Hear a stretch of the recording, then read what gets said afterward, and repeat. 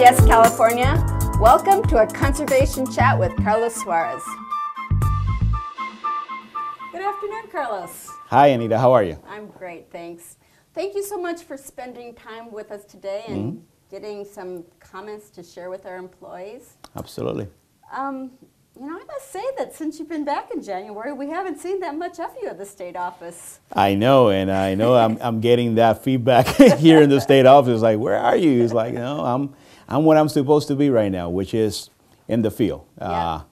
But you know, first of all, just thanks so much for the opportunity to share with you and our fellow employees in California some of my thoughts of what I've seen in the past few months that I've been here, and how excited I am of being back to California, a place that I call my second home.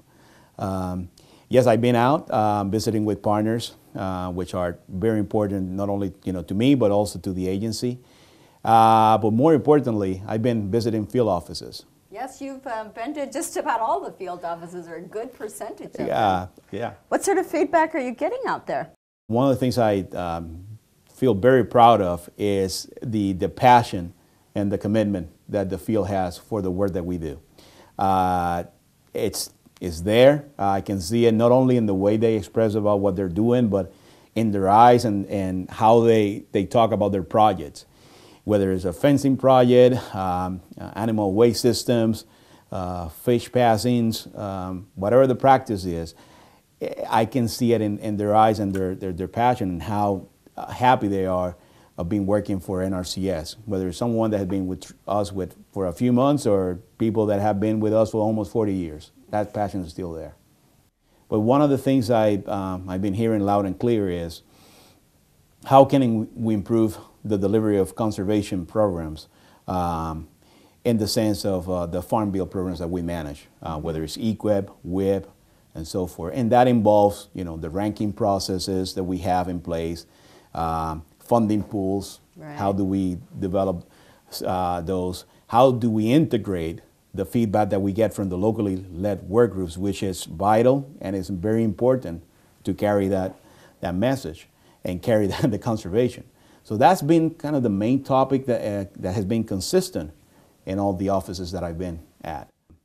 Also, the need for more technical training, which I certainly agree with wholeheartedly, and that's one of my priorities as a state conservationist, is to provide the tools and the support for the field to carry on with their work and continue delivering conservation on the ground.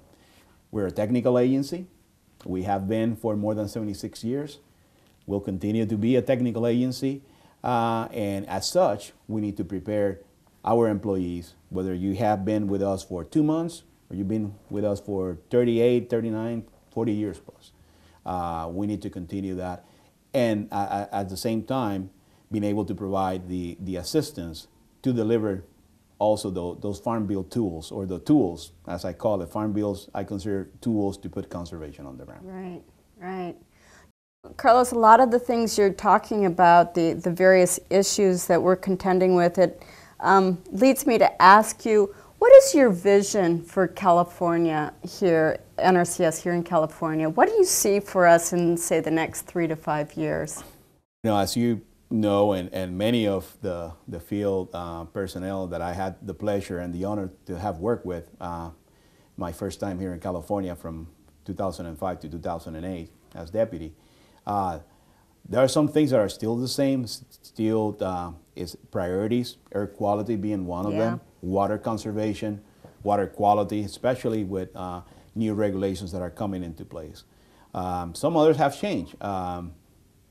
And as such, my vision is we need to prioritize our efforts to be strategically positioned to continue providing conservation on the ground in partnership with our local state agencies and other federal agencies, as well as other entities that we haven't worked with in the past that are very willing and eager to assist us in putting conservation on the ground.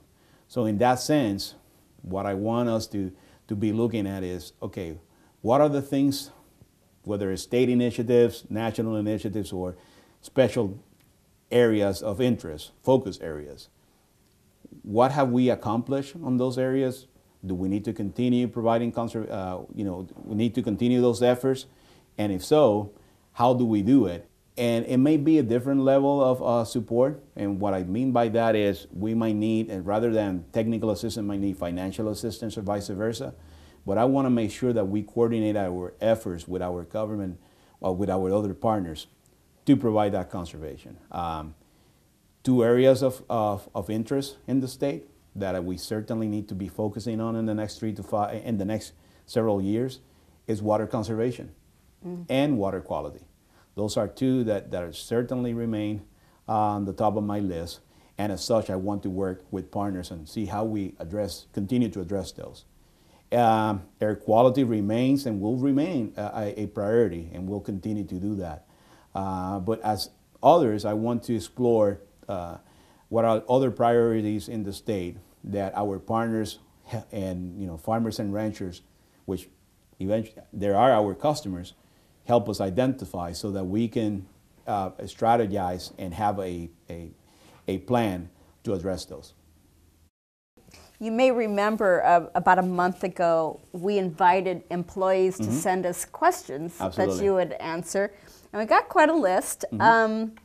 And we really only have time for one today, and it comes from a district conservationist. Okay. And the question goes as follows. NRCS has been known as a grassroots agency, a bottom-up organization when it came to locally led conservation. Over the past several years, there's been a movement, mostly from external forces, that has increasingly made NRCS more of a top-down organization.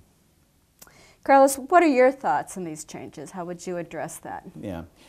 There has been, from under the vision of our former chief, Dave White, we were known for many years to be an agency where we were, I would quote him, do random acts of conservation. So we would do, conservation here in this part of the state, this other part, of the watershed and so forth.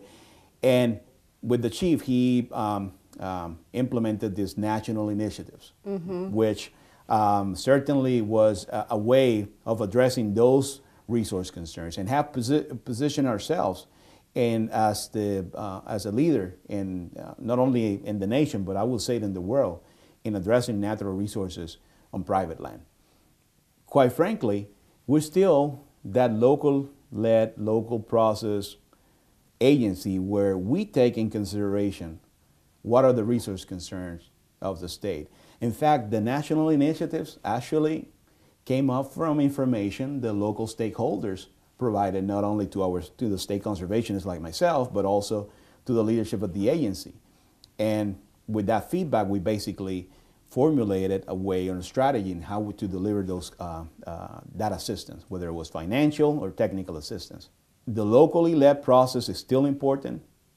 Not only is important, but it's one that that I rely heavily and will rely heavily on information to being able to designate or design the best way of delivering conservation. Not only technical assistance, but also utilizing Farm Bill tools to provide financial assistance to farmers and ranchers. Having said that, I do understand there have been situations or I will say hiccups on how we do that, and I certainly have listened to that, continue to listen, and I have engaged my assistants for field operations in the state as well as the field to develop a way that we can continue gathering that feedback, that information, and then being able to transparently incorporate that into how we deliver conservation programs in the state. With that said, to give you an example, one of my goals is to actually have a team, and I discussed this through email with the field, where I want to get several people from the field that are firsthand experiences, the issues that we had this year, the challenges, so that we go into 2014 and improve upon those. And that, again, taking that feedback from the bottoms up. So it's going to continue to be a combination of the field, the state level, but also from the national perspective, as we are all employees of USDA. And the key here is, how do we make that, how do we incorporate all those? And I'm going to rely heavily on the field to make it happen. I'm sure, and I'm very positive that whatever issues we have this year or challenges, we'll be able to manage it for 2014 and continue to deliver a strong conservation program in the state. Very good. Unfortunately, that's all the time we have today, but we covered a lot of territory, and I really appreciate your being with us today and taking the time. So thanks again, and I'd like to do this again soon. Absolutely, Anita. Thanks so much for the time, and I certainly, my commitment is to be engaged with the field and communication with the field as often as possible, whether it's face-to-face, through this venue, using technology like this, like videos, or even teleconferences or messages, to be in touch with the field and making sure that not only I'm listening, but that we're also addressing the great challenges that we had ahead. And I know with the 385 plus employees and partners that we have in the state, we'll make it happen. Thank you. Very good.